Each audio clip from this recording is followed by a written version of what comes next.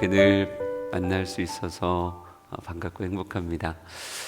저는요 1월 달에 설교를 늘 똑같이 해요. 게을러서 그런 건 아닙니다. 저는 설교 준비가 힘든 목사는 아니거든요. 설교 준비하는 거 행복하게 생각하는 사람인데 1월 달에 벌써 꽤 오랜 시간 1월 달은 늘 똑같은 설교를 해요.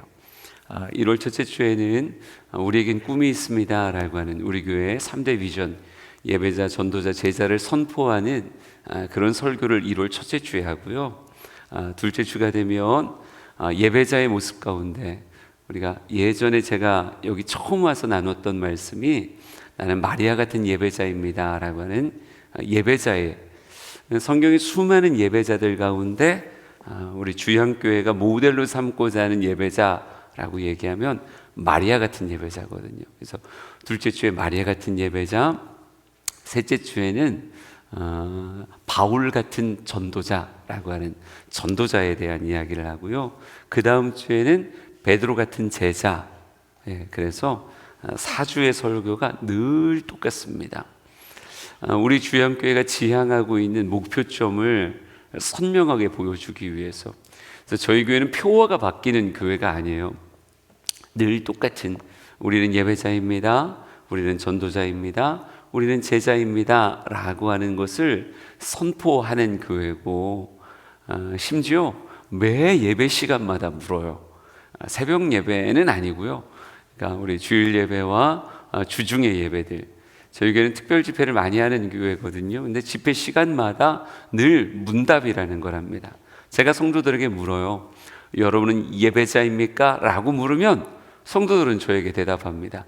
예, 저는 예배자입니다. 그럼 또 묻죠. 여러분은 전도자입니까? 예, 저는 전도자입니다. 여러분은 제자입니까? 예, 저는 제자입니다. 저는 우리 주양의 성도들이 하나님 앞에 섰을 때, 하나님, 저 예배자였어요, 전도자였어요, 제자였어요 라고 고백할 수 있으면 주님이 주님, 저 65평 아파트에 살다 왔어요. 주님, 제 차가 뭔 줄 아세요? 저 진짜 좋은 차 타고 다녔거든요. 주님, 제가 박사학위가 있고요, 저 이런 전공으로 열심히 살다 왔어요. 그런 말들보단 주님 훨씬 기뻐하시며, 너 예배자로 이 땅의 삶을 살더라, 너무 행복했다, 너를 통해 복음이 예루살렘, 온 유대, 사마리아 땅끝으로 퍼져가더라, 참 행복했다. 너는 세상의 냄새 나는 자가 아니고 예수 그리스도를 아는 냄새가 나는 자였고, 너의 삶이 나를 닮았더라, 너는 나의 제자였다. 이 표현 들으면, 주님이 그렇게 말씀해 주시면 진짜 정말 잘 살았다 이렇게 말할 수 있지 않을까. 그래서 늘 예배자, 전도자, 제자를 선포하는 그런 목사고요. 1년을 통해 우리 주양교회 등록한 성도들에겐 이 교회는 이런 지향점을 가진 교회, 이걸 알려주기 위해서 1월에 늘 선포하고, 우리 기존 성도들에겐 다시 한번 리마인드하는 시간으로 정말 우리 교회가 무엇을 바라보고 있는가를 강조하는 그런 교회라고 말할 수 있어요. 그래서 예배자, 전도자, 제자, 이 세 단어가 성도들에게 익숙하고 가까워지도록 오늘도 내일도 계속 이야기하는, 그래서 이 새벽에 아마 지난번에 만나지 않고 만났다면 새벽 시간을 통해서 나는 예배자입니다, 나는 전도자입니다, 나는 제자입니다 라고 하는 말을 강조하고 또 강조했을 것 같아요. 오늘은 여러분에게 나는 전도자입니다 라고 하는 고백 안에서 우리 신성교회가 그렇죠, 이렇게 아름다운 성전을 지었는데, 이 가운데는 지금 여러분만의 자리가 아니라 더 많은 사람들이 구원의 방주로서의 교회를 누려야 된다고 분명히 믿거든요. 근데 그렇게 영혼 구원하는 데 있어서 누구의 역할, 전도사님이나 혹은 어떤 전도부의 역할이 아니라 나에게 주어진 영혼 구원의 사명이 있다. 나의 삶의 복음의 동심원이 나를 통해 출발되어진 예루살렘, 온 유대, 사마리아 땅끝이 있다라고 고백하며 난 여러분이 전도자로 이 땅의 삶을 살았으면 좋겠어요.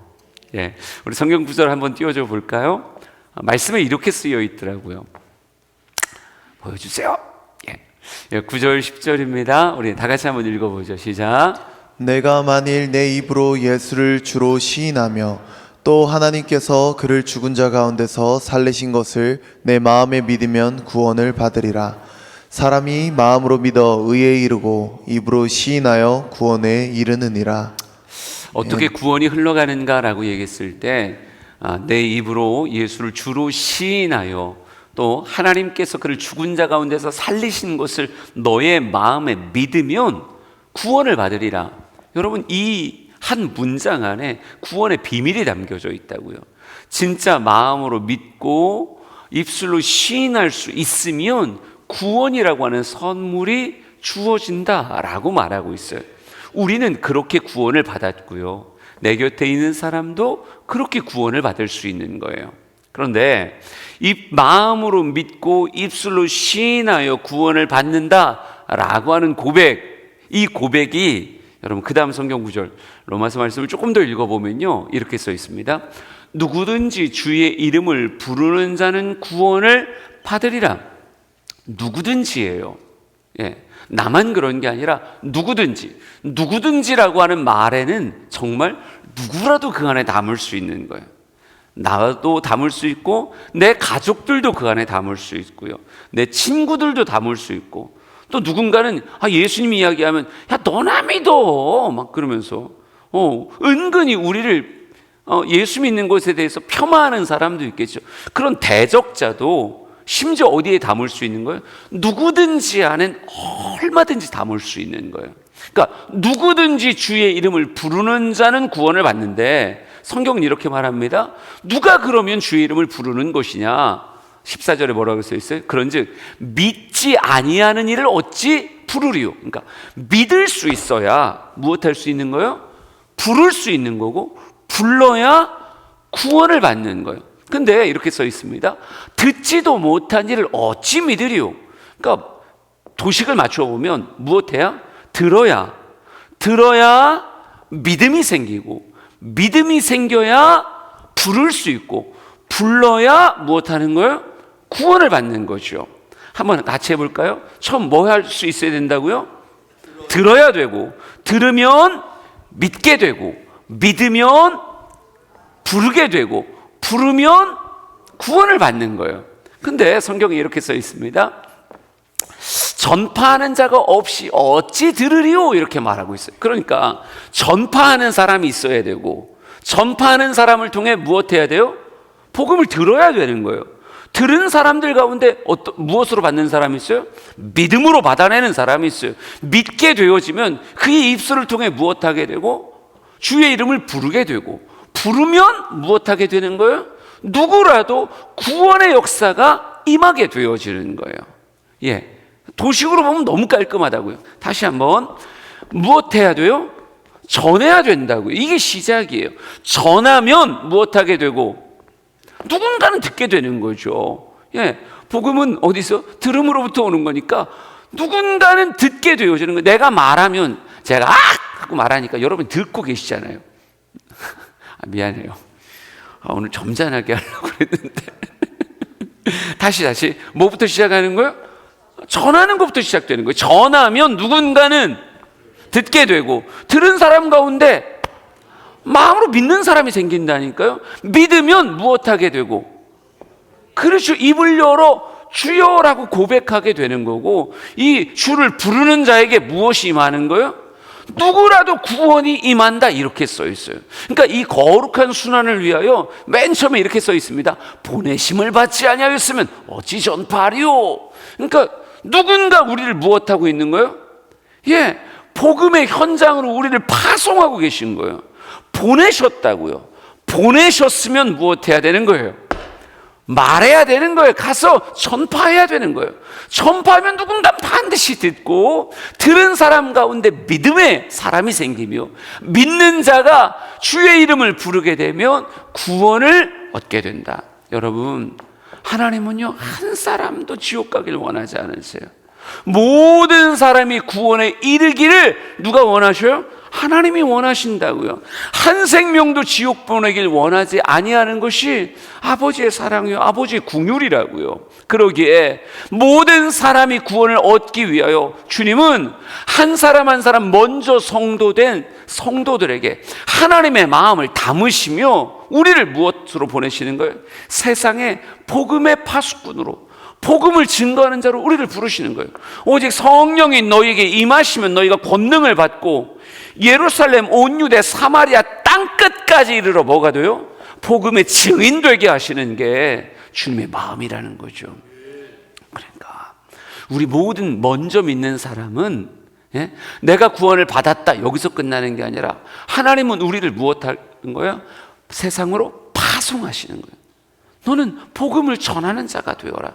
근데 참 안타까운 건 우리가 전부 다 복음 안에서 파송을 받았는데, 예, 이 전하는 것이라고 하는 것을 누군가는 꼭 내가 그렇게 해야 되냐고, 나는 그런 거 싫다고, 아니 그냥 삶으로 복음이 알아서 올라갔으면 좋겠다고, 꼭 입으로 가서 얘기해야 되냐고, 예수 믿자고 얘기하고 교회 가자고 얘기하고, 왠지 내가 그 사람한테 을 되는 것 같아서 난 싫다고 이렇게 말하며, 주님은 분명히 우리를 파송하셨는데 파송의 그 걸음을 따라가서 전하는 자가 있는가 하면 따라가지 아니하고 입을 암 다물고 있는 사람이 있다는 거죠. 방금 성경 구절 다시 한번 보여줄까요? 뭐라고 써 있어요? 아름답도다 좋은 소식을 전하는 자들의 발이요 함과 같도다, 이렇게 써 있죠. 함과 같으니라. 아름답도다. 그러니까 주님은 우리를 다 파송하셨는데 둘 중에 하나라는 거예요. 어떤 사람은 왜 아유 아멘 가가지고 아이고 예수 믿어요. 때로는 가볍게 교회 가자. 교회 가면 되게 좋아요. 절밥보다 훨씬 맞다. 여기 밥 안 주죠. 가끔 주죠. 가끔 줘요. 아우 신성교회 커피가 겁나 맛있어. 교회 가자. 교회 가자. 어떨 땐 가볍게, 어떨 땐 엄청 진지하게. 여보, 나 백 안 사줘도 돼요. 난 진짜 당신이 내 옆에서 예배만 드릴 수 있으면 난 그걸로 너무 행복해요. 때로는 발 잡고 기도하고, 때로는 그냥 옆에서 그냥 눈물을 뚝뚝 흘려갖고 남편이 깨다가 이거 뭐야 이게 지금 깜짝 놀래게. 어떨 땐 가볍게, 어떨 땐 아주 묵직하게, 아주 진지하게. 여러분, 복음을 전하는 자가 있는가 하면 어떤 사람은 아무리 주님께서 파송하셔도 나 그냥 싫어요. 그냥 가만히 있을라요. 이렇게 말하는. 그러니까 주님께는 누가 아름다운 거예요? 주님께서 말씀하시는 전도라고 하는 그 말씀 앞에 하나님, 제 삶의 예루살렘은, 제 삶의 유대는, 사마리아는, 제 삶의 땅끝은 제가 복음으로 물들이겠습니다. 예루살렘부터, 내 가정부터 출발해서 하나님, 나의 벗들, 나의 직장 동료들, 내가 삶에서 만나는 사람들에게 복음을 증거하는 자가 되겠습니다. 여러분, 그런 신앙생활을 주님 뭐라고 말하냐? 아름답도다. 아름답도다. 여러분, 화장 잘해서 아름다운 게 아니라, 비싼 옷 입어서 아름다운 게 아니라 진짜 복음에 주님의 그 원함과 소원에 반응하여 전도라고 하는 그 걸음에 나를 담을 수 있는 자를 주님은 이렇게 말한다고요. 아름답도다, 이렇게 말하는 거예요. 전도 안 하는 목사보다 전도하는 초신자를 주님은 이렇게 말해요. 너 목사보다 아름답도다, 이렇게 말한다니까요. 우리 성경 말씀 그 다음 볼까요? 이렇게 써 있습니다. 성경 말씀 고전 1장이네요. 같이 읽습니다. 시작. 하나님의 지혜에 있어서는 이 세상이 자기 지혜로 하나님을 알지 못하므로 하나님께서 전도에 미련한 것으로 믿는 자들을 구원하시기를 기뻐하셨도다. 하나님의 지혜로는 이 세상이 자기 지혜로 하나님을 알지 못한다고 이렇게 써 있어요. 그래서 때로는 우리를 꼭 그렇게 해야 되냐고 라고 말하는 전도라는, 때로는 내 생각에 미련해 보이는 그것이 하나님은 믿는 자를 만들어내고 구원하시기를 기뻐하는 통로가 된다라고 하는 거예요. 그래서 성경 안에서 쭉 보면서 진짜 우리의 본이 될 만한 좋은 전도자가 누가 있을까 성경을 쭉 보는데 아마 하나님도 이 전도의 걸음을 참 귀하게 보셨겠죠. 사도행전 안에 담겨있는 바울이라고 하는 사람을 바울이라고 하는 사람을 여러분에게 소개하길 원하고요. 난 여러분의 삶이 바울과 같은 전도자로 여러분의 신앙생활에 또 하나의 모습이 채워지기를 진심으로 축복해요. 하나님 앞에 마리아 같은 예배를 드렸으면 좋겠고, 세상을 향해서는요 바울과 같은 전도자로 여러분의 삶에 복음의 동심원을 채워가는 역사가 있기를 원합니다. 그럼 바울 같은 전도자 도대체 어떤 사람일까? 성경에서 몇 가지의 성경 구절로 바울의 삶을 좀 묘사하려고요. 첫 번째 성경 말씀 같이 봅시다. 오늘 본문으로 읽었던 말씀인 것 같아요. 다시 한번 시작. 그러므로 나는 할 수 있는 대로 로마에 있는 너희에게도 복음 전하기를 원하노라. 내가 복음을 부끄러워하지 아니하노니 이 복음은 모든 믿는 자에게 구원을 주시는 하나님의 능력이 됨이라. 먼저는 유대인에게요 그리고 헬라인에게로다. 아멘. 바울의 첫 번째 특징은 뭐냐면요, 나는 할 수 있는 대로 로마에 있는 너희에게도 복음 전하기를 원한다. 왜? 나는 복음이 부끄럽지 않다라고 말하고 있어요. 여러분, 복음이라고 하는 그 단어 안에 담긴 바울의 자긍심이 있어요. 진짜 복음이라고 하는 것이 얼마나 자랑스러운 것인가. 복음 안에 담아주신 하나님의 그 아름다운 사랑과 뜻을 바울은 느끼며 복음을 전한다? 여러분, 이게 얼마나 떳떳하고 자랑스러운 일인가. 구원을 주시는 하나님의 능력이 됨이라. 여러분, 복음의 진정한 의미, 그냥 단순하게 교회에 같이 가는 게 아니라 한 영혼 안에 일어나는 놀라운 변화, 진짜 그 영혼에게 구원이 허락되어지는 그 놀라운 역사가 복음 안에 담겨 있다. 그걸 바울은 무엇한다고요? 하나님의 마음을 느끼면서 확신하여 복음을 전하고 있는 거예요. 여러분, 전도한다고 해서 다 하나님의 마음을 느끼는 게 아니더라고요. 여러분, 요나라고 하는 사람 아시죠? 큰 성읍 니느웨로 가라. 거기 얼마나 많은 사람들이 있는데, 근데 요나는요 가서 복음을 전한 것 같은 모습이 보여져요. 물론 심판의 메시지를 전했겠죠. 그런데 그냥 사흘길 다니면서 아이고 그냥 예수 믿으세요, 예수 믿으세요, 그냥 내 식으로 막 그렇게 했다고 치자고요. 분명히 많은 열매가 맺어진 것 같은데, 근데 여러분에게 요나같이 전도합시다 이렇게 말 못하겠는 건, 요나는 끝끝내 하나님의 마음을 몰랐어요.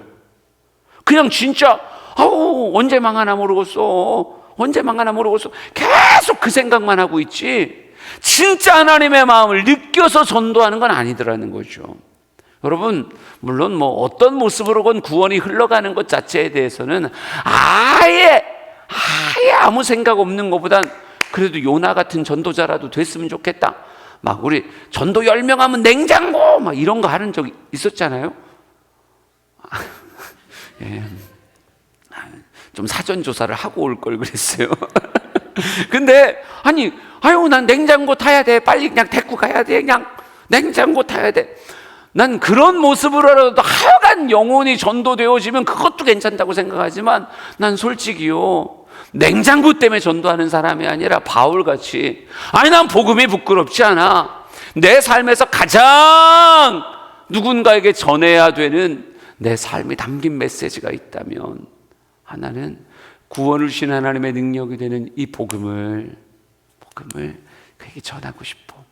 여러분, 바울은 복음의 그 깊이를 가슴에 담은 사람이었어요. 그가 예수 믿는 게 가볍지 않았다고요. 내가 왜 예수를 믿어야 되는지, 예수의 복음 안에 어떤 진짜 값진 가치들이 담겨져 있는지를 여러분, 그냥 단순히 교회 가는 게 아니라니까요. 복음 안에 내 전생애를 담을 만큼의 깊은 가치가 담겨져 있어요. 바울의 이런 삶의 모습을 잠깐 소개할게요. 그 다음 말씀 보면요, 바울이 이렇게 표현합니다. 나보다 먼저 된 자를 만나려고 예루살렘 가지 않고 아라비아로 갔다가 다메섹으로 돌아갔다. 그리고 3년 만에 내가 게바를 만나려고 예루살렘에 올라갔다. 이런 표현이 쓱 지나가요. 그런데 이 바울이라고 하는 사람은 우리가 잘 알듯이 한때는 복음이라고 하는 것에 대해서 오해했던 사람이고, 예수 믿는 사람 싹 잡아다가다 그냥 스테반 같이 만들어 버릴 거야. 아주 과격한 반대자였어요. 근데 이 사람은 다메섹으로 가는 길에 무엇 가운데 아주 찬란한 빛이 쏟아져서 눈이 머는 것 같은 엄청난 체험으로 정말 예수를 알게 된 사람이었어요. 네가 핍박하는 예수다라고 찾아오는 강렬한 체험과 강렬한 사건으로 주님을 만났어요.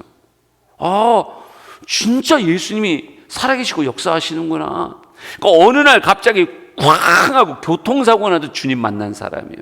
그런데 바울은요, 그렇게 만나자마자 복음 증거한 사람이 아니라, 여러분, 오늘 이 본문을 가지고 학자들이 이렇게 이야기해요. 바울은 곧바로 전도자의 삶을 산 게 아니라 어찌 보면 다메섹에서의 3년의 보이자는, 그런 아라비아로 갔다가 다메섹으로는 아라비아의 3년의 그 광야의 시간을 거친 사람이었다, 이렇게 말해요.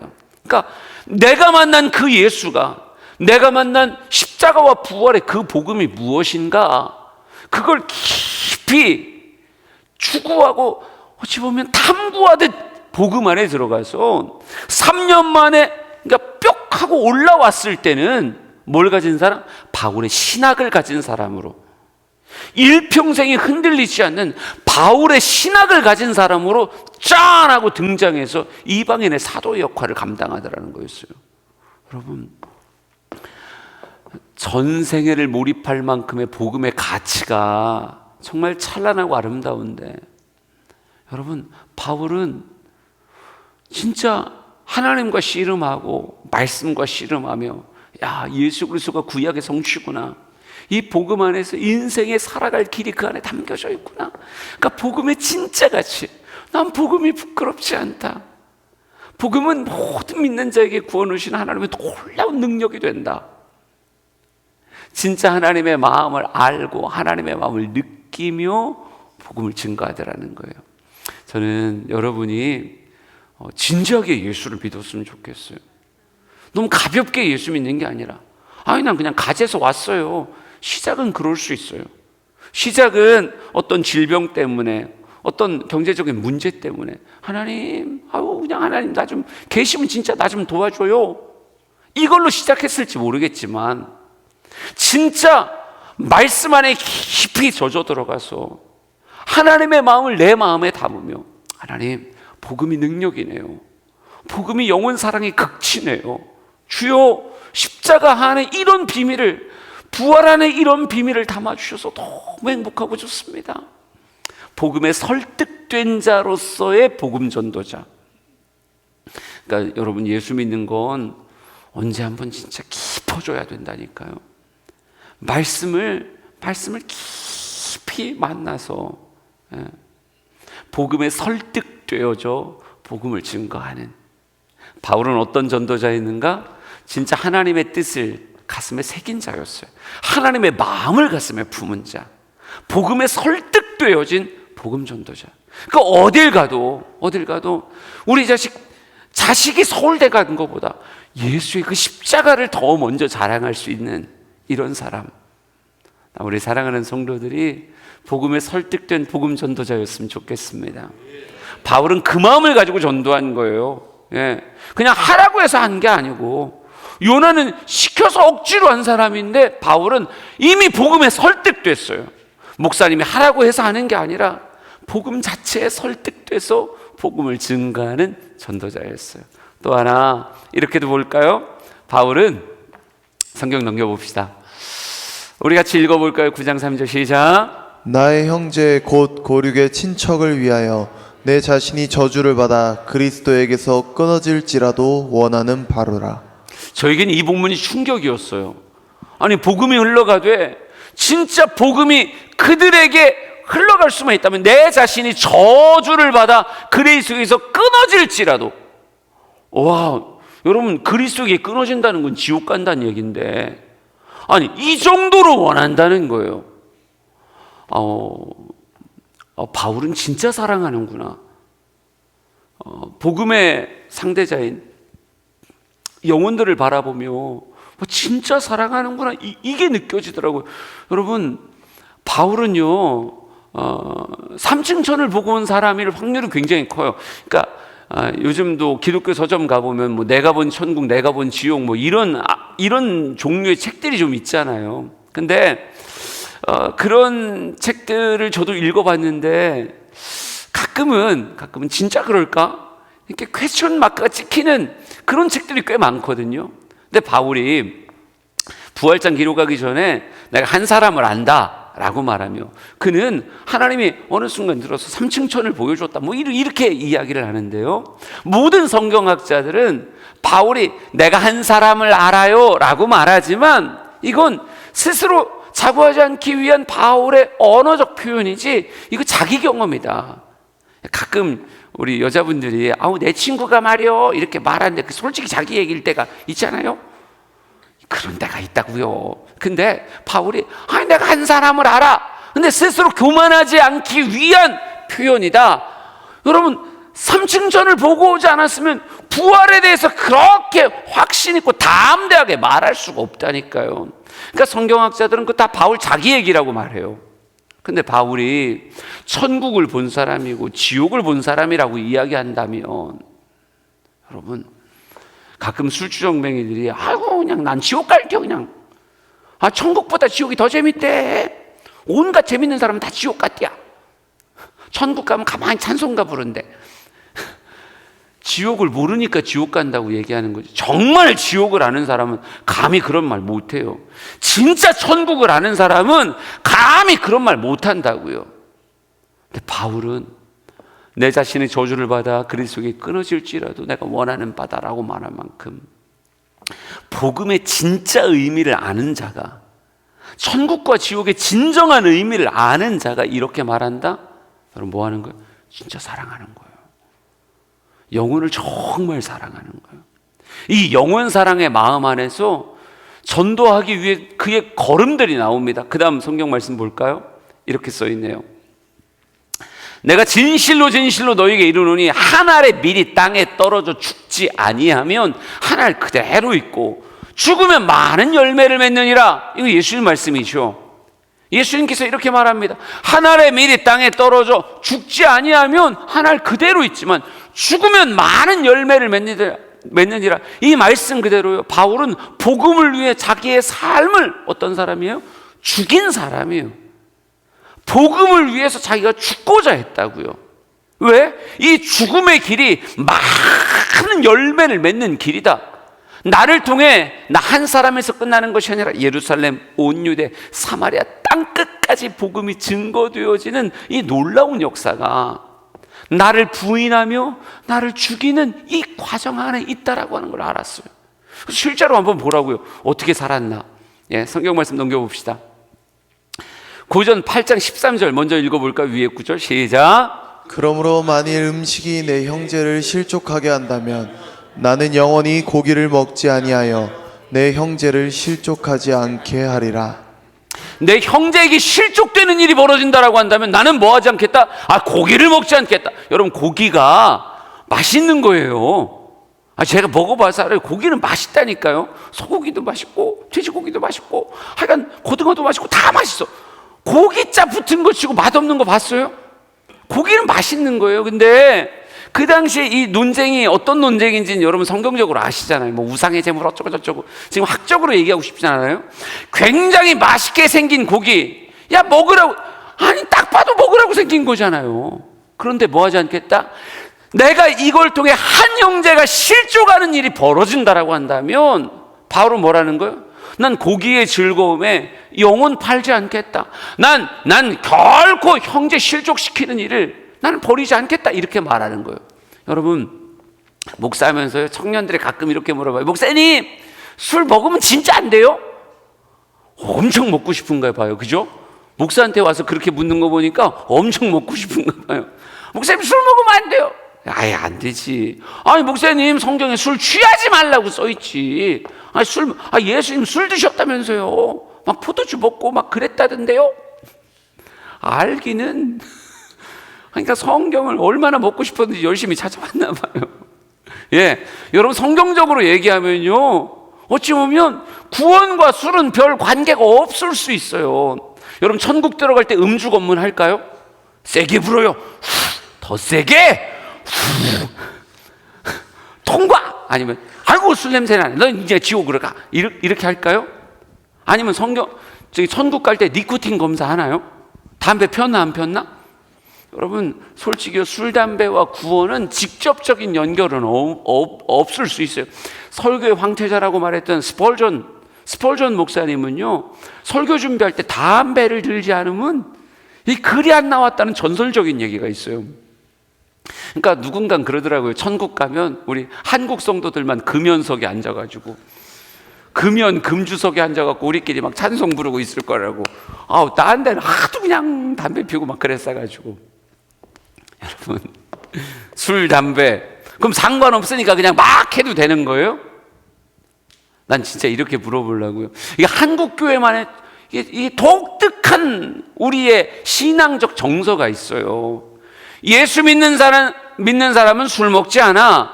예수 믿는 사람은 담배 피지 않아. 예수 믿는 사람은 도박하지 않아. 이런 거 못 들어보셨어요? 이게 한국의 문화라니까요. 그러니까 우리 한국 교회가 대부흥을 일으킬 때, 특별히 일본의 식민 통치 받고 있을 때요, 정말 일본이 한국의 백성들을 우민화하려고 했었죠. 그러니까 민족성을 흐리게 만들기 위해서 동네마다 양조장 만들어가지고 정말 수많은 사람들 술 취하게 만들었고, 화투 보급해서 정말, 그렇죠, 그냥 유경기 때 계속 막 화투 치고 도박하고 막 이렇게 만들었어요. 여러분 선교사들이 이렇게 와서 보니까, 아니 이 한국 백성 이러다가 망하겠더라는 거예요. 그러니까 교회부터 성도들부터 이거 깨어나야 된다. 이러다가 한국 사람 망한다. 그러니까 예수 믿는 사람들은 뭐 하면 안 된다? 아니 동네 양조장 있다고 그래서 술 먹으면 안 된다. 예수 믿는 사람 술 먹지 마라. 예수 믿는 사람 담배 피지 마라. 예수 믿는 사람 도박하지 마라. 예수 믿는 사람들 거짓말하면 안 된다. 철저하게 가르쳤다고요. 여러분 한때 이런 찬송가 있었던 거 아세요? 먹지도 말자 그 술, 보지도 말자 그 술, 조선 사람 다 살 길은 금주암에 있나니라. 장로님 이거 뭐 없었어요? 있었죠. 옛날엔 이런 찬송 불렀다니까요. 먹지도 말자 그 술, 보지도 말자 그 술, 조선 사람 살 길은 금주암에 있다고. 이게 한국 초대 기독교의 찬송가에 그런 찬양들이 있었어요.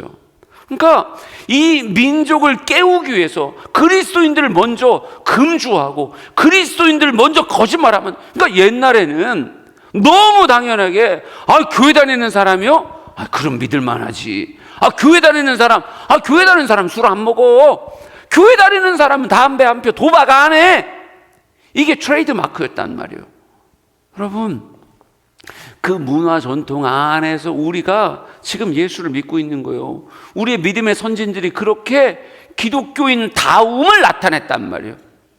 그러니까 여러분 지금도 학적으로 열심히 따졌을 때 천국 갈 때 음주 검문이 있더냐, 천국 갈 때 니코틴 검사 하더냐, 천국 갈 때 화투를 칠 줄 아냐 모르냐, 이런 거 검사하더냐, 이렇게 말할 수 있을지 모르겠지만, 지식을 자랑할 수 있을지 모르겠지만, 여러분 사도 바울도 지식을 자랑하자고 얘기하면 이 우상의 제물, 여러분 이것에 대해서 두 가지 얘기가 있다니까요. 특별히 바울이 신학적으로 표현하면요, 천지에 하나님은 한 분밖에 없으세요. 사람들이 아무리 우상이라고 얘기하고 막 그 앞에 음식을 벌려놓고 섬겨도 결국은 조각한 나무고 조각한 돌덩이밖에 안 되는 거예요. 돌 앞에 음식 잠깐 올려놨다고 해서 그 음식이 진짜 더러워지는 거예요? 신학을 자랑하면 그러지 않을 수 있다니까요. 그런데 믿음이 연약한 자들 가운데선 그렇게 우상 앞에 드려졌던 음식을 먹고 있는 그 모습에 누군가는 실족한다는 거죠. 여러분, 제가 술에 잔뜩 취해가지고 설교한다고 생각해 보세요. 아이고, 알딸딸하네요. 그냥 복음인지 버금인지 난 잘 모르겠어요. 근데 그냥 하여간 예수 믿으세요. 이렇게 설교하면 여러분, 길 가다 만났는데 막 목사가 인사를 하는데 담배값이 뚝 떨어져. 담배값 떨어지면 여러분, 아이고 목사님 떨어뜨리셨어요. 주워 줄 거예요? 아니면 목사가 왜 저런다냐? 여러분, 실족 안 할 자신 있으세요? 난 여러분 실족할까 봐 담배 안 피는 거예요. 난 여러분이 실족할까 봐 술 안 먹는 거예요. 여러분, 복음에 조금이라도 장애된다라고 얘기하면 바울은 나 안 해. 진짜 내가 고기를 먹어서 형제가 실족한다 그러면 난 영원히 고기를 먹지 않을 거다. 이게 사도 바울의 삶의 자기 제한이에요. 하나만 더 볼까요? 아까 뭐라고 써 있었나? 이렇게 써 있었어요. 19절 시작. 내가 모든 사람에게서 자유로우나 스스로 모든 사람에게 종이 된 것은 더 많은 사람을 얻고자 함이라. 더 많은 사람을 얻고자 함이라 라고 얘기하면서요, 바울은 끊임없이 자기 제한을 한다고요.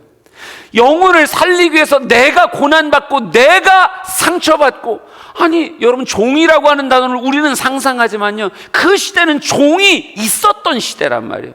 종이 어찌 산다는 걸 알고 있는 바울이 내가 종이 되겠다. 가말리엘 문화에서 최고의 학부를 졸업했고요, 로마의 시민권을 나면서부터 가질 만큼 그의 집안은 엄청 부유했었다고요.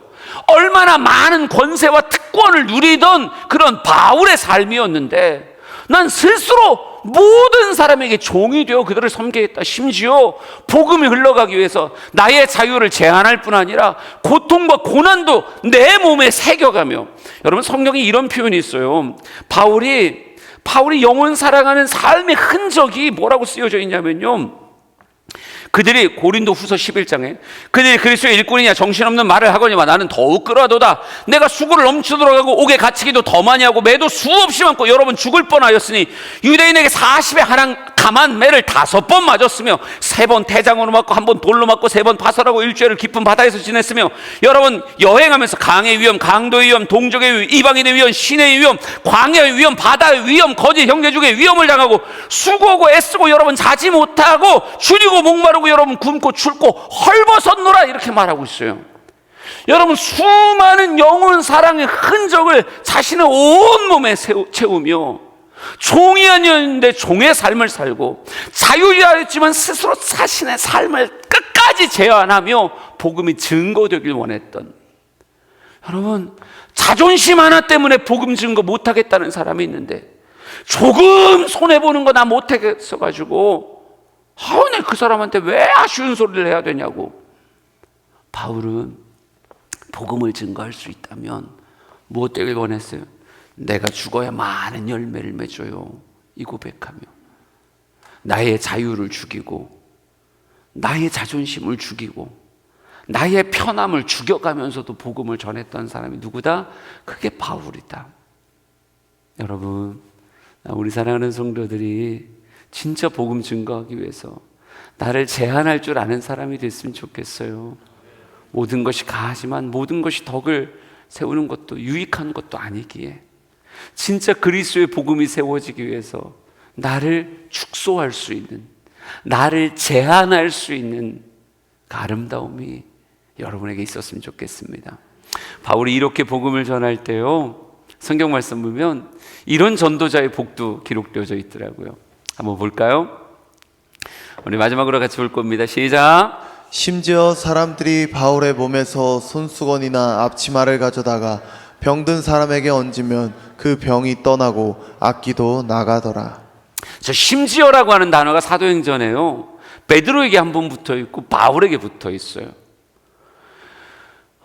유대인의 사도라고 불렸던 베드로의 삶에서도요, 막 3,000명, 5,000명 회개하고 돌아오는 그 베드로의 삶에 심지어라고 말하며 희한한 하나님의 역사가 그의 삶에 함께하는 모습이 기록되어져 있고요, 바울에게 여러분, 바울의 몸에서 손수건이나 앞치마를 가져다가 사람에게 얹어놓으면요, 병이 떠나고 악귀도 나가더라는 거예요.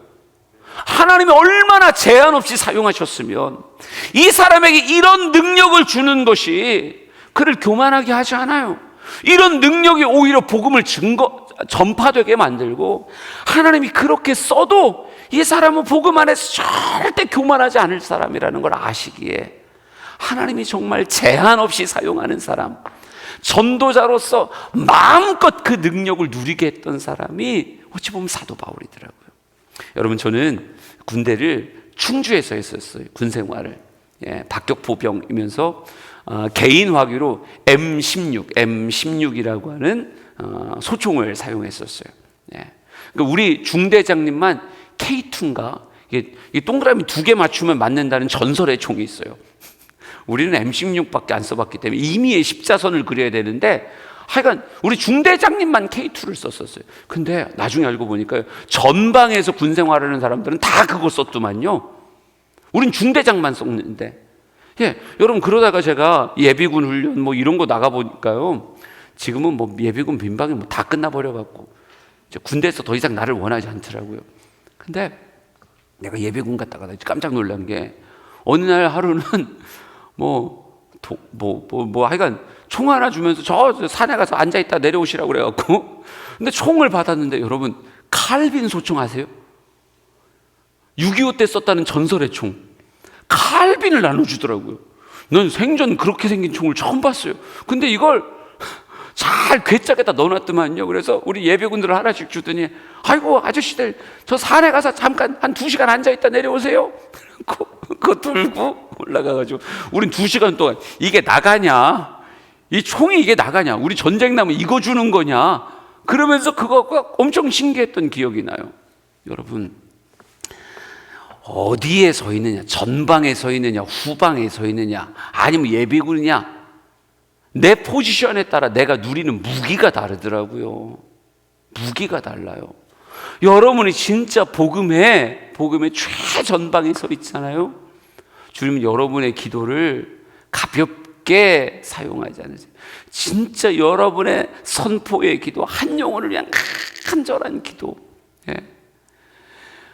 하나님이 여러분의 삶에도 손수건이나 앞치마를 가져다가 막 병든 사람에게 얹으면 병이 낫는, 왜? 하나님은요, 복음이 강력하게 흘러가야 된다는 걸 알거든요.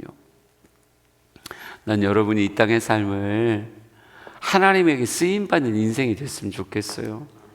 복음을 증거하다 보니까, 영혼 살려야 되니까 여러분의 기도를 사용하시고, 여러분의 사랑의 섬김을 사용하시고, 정말 제한 없이 물질로 영혼을 섬기고 사랑해서 영혼을 구원하는 자에게 하나님이 물질을, 야 너는 돈을 진짜 가치 있게 쓰는구나, 하나님이 그의 삶에 막 물질을 공급하셨으면 좋겠고, 그의 주신 사회적 지위가 복음을 증거하는 데 아주 강력하게 쓰여진다면, 여러분, 하나님이 여러분의 지위를 높이셔서 막 그렇게 멋지게 쓰셨으면 좋겠는 거예요. 아멘 안 하는 희한한, 나는 아멘 할 법한데, 물론 제 설교가 아멘 할 타이밍을 잡기가 되게 어렵습니다. 제가 설교, 우리 교회도 예배를 싸납게 드리는데 아멘 하기가 쉽지 않아요. 왜? 내 설교 톤 자체와 그 맥락을 아멘 하기가 어려운 건 나도 알아요. 그렇지만 난 여러분이 물질의 권세를 가지고 복음을 전했으면 좋겠고, 좋아요. 사회적 여러분의 명성과 지위를 가지고 복음이 전해졌으면 좋겠어요. 그러니까 하나님이 여러분을 마음껏 채우셔서 마음껏 사용하시는 그런 사람 되었으면 좋겠습니다. 나는 바울 같은 전도자인가? 바울은 복음이라고 하는 것이 가장 자신의 삶에 먼저 된 가치이기에 나는 복음이 부끄럽지 않아요. 복음은 모든 믿는 자를 구하는 하나님의 능력이에요. 이 고백하며 나의 허락되어진 예루살렘을, 유대를, 사마리아를, 땅끝 복음을 편안하게 전하기 위해서 진짜 몸부림치며 1차, 2차, 3차의 전도 여행을 떠났던 그 바울같이 여러분의 삶에 복음을 위해 떠나는 발걸음이 있었으면 좋겠고, 복음을 위해 섬기는 사랑의 수고가 있었으면 좋겠습니다.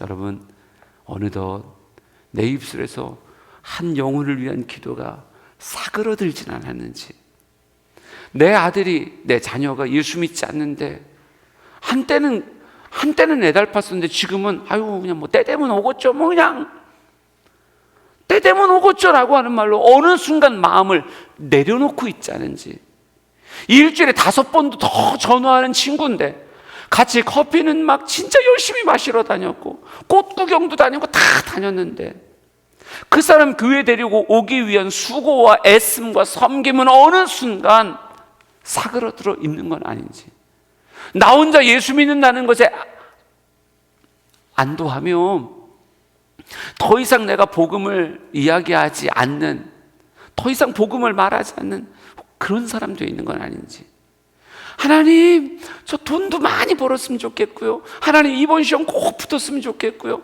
하나님 나 지금 이제 관절이 욱신욱신거려서 하나님 이것 좀 낫게 해주셨으면 좋겠어요. 이런 기도는 입술 안에 가득한데, 하나님 내 남편의 마음을 열어주세요, 내 자녀의 마음 열어주세요, 하나님 진짜 하무개를 위해 내가 기도합니다, 그의 마음이 부드러워지게 해주세요. 혹 이 기도는 어느샌가 내 입술에서 사라진 건 아닌지, 오늘 하나님 내가 누구를 위해 기도해야 될까요? 하나님 앞에 묻는 이 새벽 됐으면 좋겠고요, 2023년이 그 영혼의 주님 앞에 세워지는 복된 한 해가 되었으면 좋겠습니다. 때로는 진지하게, 때로는 가볍게 여러분의 입술에 선포되는 복음이 그들에게 전해지고 같이 예수 믿는 귀하고도 복된 역사가 2023년 일어나기를 진심으로 축복합니다. 마지막으로 물어볼게요. 여러분은 전도자입니까? 예, 저는 전도자입니다. 여러분은 바울의 심장을 가진 전도자입니까? 예, 저는 전도자입니다. 스스로의 마음을 가지고 고백하세요. 여러분은 전도자입니까? 예, 저는 전도자입니다. 모든 예수 믿는 자는 전도자로 부르셨어요. 복음에 있어서 내가 전하지 않으면 그 사람의 핏값을 너의 손에서 찾겠다라고 말씀하시는 것이 주님의 말씀입니다. 때를 얻든지 못 얻든지 나를 통해 복음이 흘러가는 놀라운 역사가 있기를 원해요.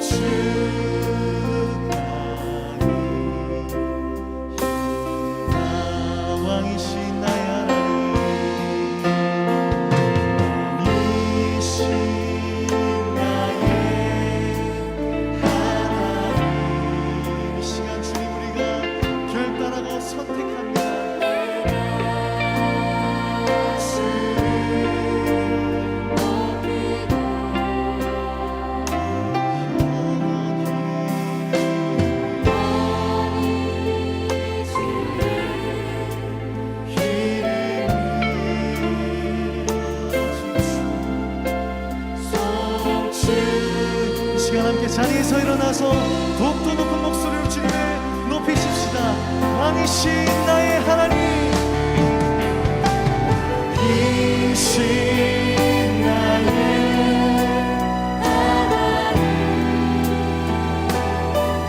내가 주님을 높입니다.